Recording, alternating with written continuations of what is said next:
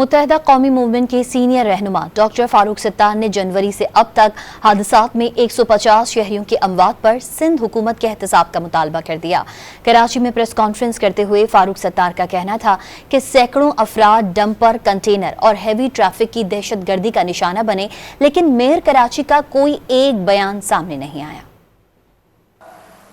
Dumper, container, water tanker mafia کی دہشت گردی اور جو یہ 150 ہلاکتیں ہوئیں، شہادتیں ہوئیں کراچی کے غریبوں کی، ہر زبان بولنے والے پاکستانی شہری کی جو کراچی میں رہتا ہے، ایک تعزیتی بیان نہیں، ان کے دکھوں کا مداوع تو دور کی بات ہے، ان کے زخموں پر مرہم رکھنا بھی جو ہے وہ گوارا نہیں ہوا۔ تو پھر جان کا بدلہ تو جان ہے، اور اس کی ذمہ داری تو وزیر اعلیٰ سندھ مراد علی شاہ صاحب کی ہے، اس کی ذمہ داری تو آپ کے وزیر داخلہ لنجار صاحب کی ہے۔ وہ جواب دیں عوام کو،